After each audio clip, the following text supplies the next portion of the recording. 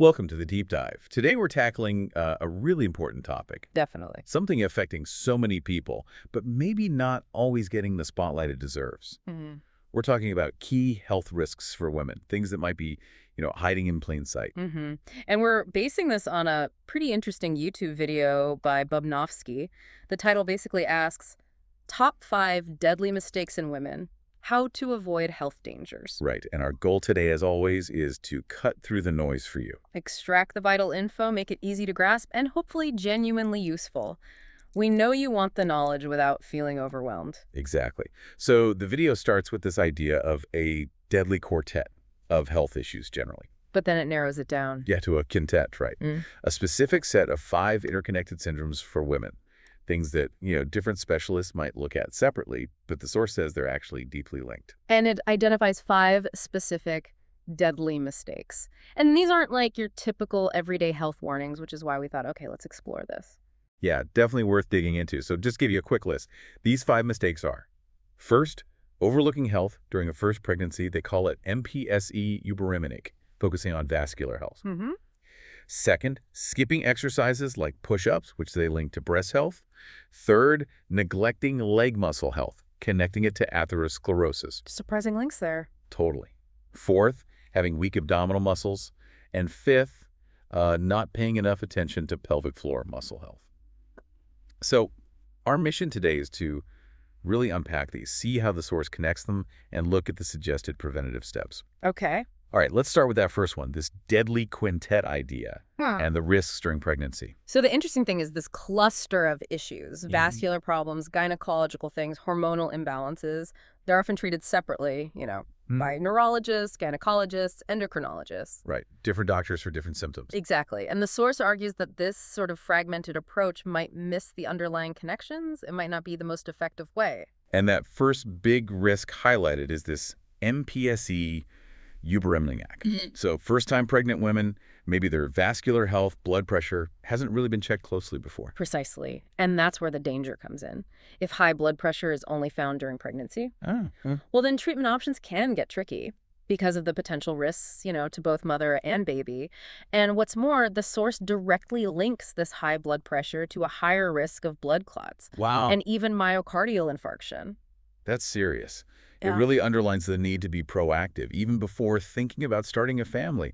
But the source has a strong view on pregnancy itself, doesn't it? Like, it's not an illness. Absolutely. It strongly encourages staying active all through the 9 months. Things like walking, cycling, swimming, gymnastics, even specific exercise machines like they use in the Bubnovski centers. Keep moving, basically. Keep the circulation going, maintain that physical well-being. Yeah, which is quite different from the old idea of just constant rest.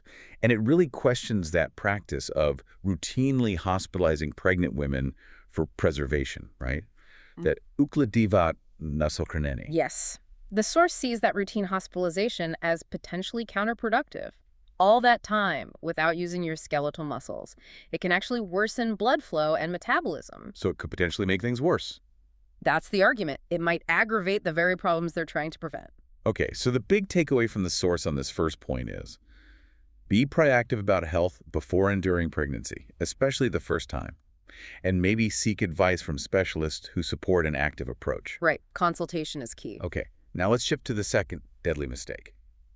Breast health and push-ups. Yeah, this is a fascinating connection they make. Neglecting breast health is linked to obesity and weak chest muscles. And you're right, push-ups. Well, many women aren't keen on them. Tell me about it.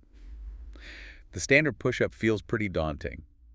But the source clarifies it's not necessarily that kind of push-up. Exactly. Modifications are totally fine, even encouraged.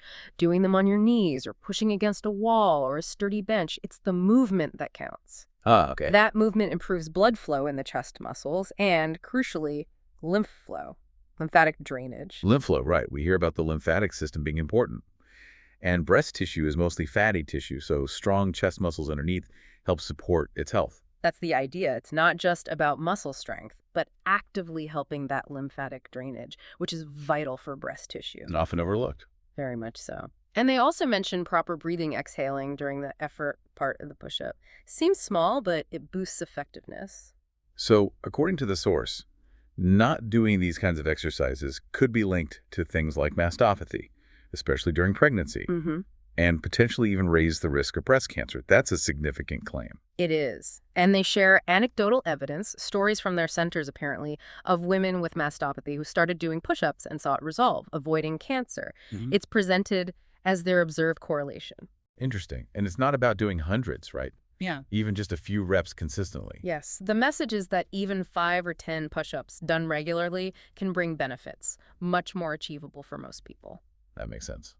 Okay, let's move down the body now. The third error, neglecting our legs and the risk of atherosclerosis. Right. Here the focus is atherosclerosis in the lower limb blood vessels, particularly as women get older.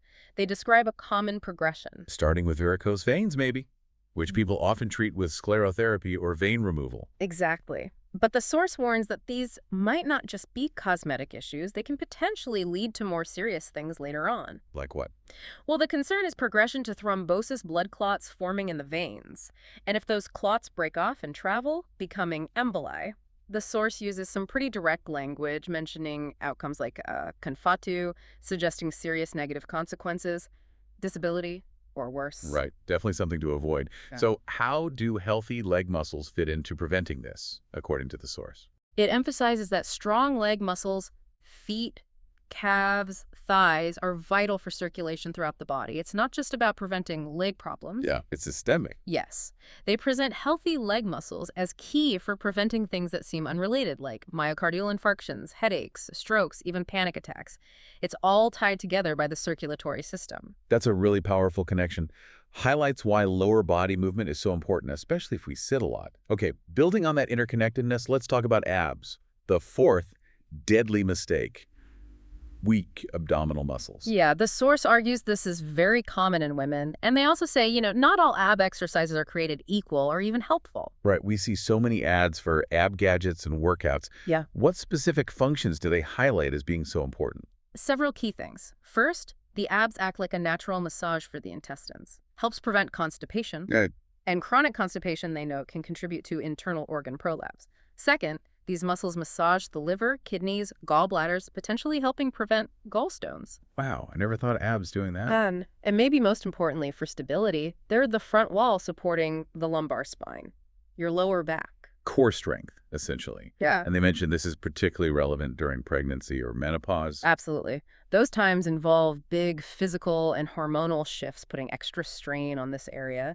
And they caution against just lifting your legs, saying it doesn't effectively target the deep core. So what do they recommend for strengthening abs safely? They mentioned a specific machine, the MTB simulator. Yes, the uterus. It's presented as a way to strengthen abs using power stretching, which also gently helps reposition internal organs. Reposition organs. That's the idea. They even say gynecologists, urologists, proctologists are often surprised by how effective these exercises can be for issues like uterine and vaginal prolapse, done in a safe, sort of anti-gravity way. That's fascinating. Using targeted exercise and equipment for such specific issues.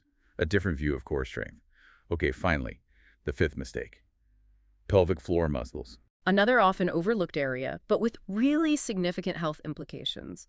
They refer to mishti, tazovogodina, misti promiznosti, basically the pelvic floor, including the urogenital diaphragms. And the benefits go beyond just bladder control. Oh, absolutely. Strong pelvic floor muscles are crucial for healthy blood circulation throughout the whole pelvic region. But here's a really interesting link the source makes. Yeah. Prevention of type 2 diabetes. Diabetes. Yeah. How does that connect to the pelvic floor? That seems unexpected. It comes back to blood flow again. Improved circulation in the pelvic area, supported by strong pelvic floor muscles, plays a role in metabolic health. I see. So better circulation in that key metabolic zone helps with blood sugar regulation. That seems to be the connection they're drawing. So the takeaway is that strong pelvic floor muscles contribute indirectly, but importantly, to metabolic health. It really is all connected. And the source wraps this up by saying that a combined approach, exercising legs, pelvic floor, and abs, offers the best prevention for a whole range of things: diabetes, atherosclerosis, even uterine cancer. That's the core message. These aren't isolated mistakes. They're interconnected parts of women's overall health. Addressing them holistically is key. Not just symptom by symptom. Exactly. Which is why they recommend consulting a Bubnovski center to learn their specific exercises, kinesiotherapy, using decompression and anti-gravity simulators. Designed to reduce joint stress while boosting circulation everywhere. They mentioned 3 floors of the body. Right. Lower limbs pelvis, torso back abdomen, and upper limbs head. It emphasizes how the musculoskeletal system and our internal health are deeply linked. Active engagement through specific movement. So the overall message is, be vigilant, pay attention, consider these connections. And they also mention a book, Laws of Women's Health by Bubnovski, for more detail. Yes, for more depth and illustrations on these topics. Okay, so that brings us to our final thought for you, the listener. Take a moment and think about it. How might different parts of your physical activity, or maybe lack of activity, be linked in ways you hadn't considered? How might they add up over time for your long-term health? What Small, consistent changes could you maybe explore to address these interconnected risks proactively? It really is about seeing your body as a whole system. Where the health of one part truly impacts the health of all the others. Something to consider.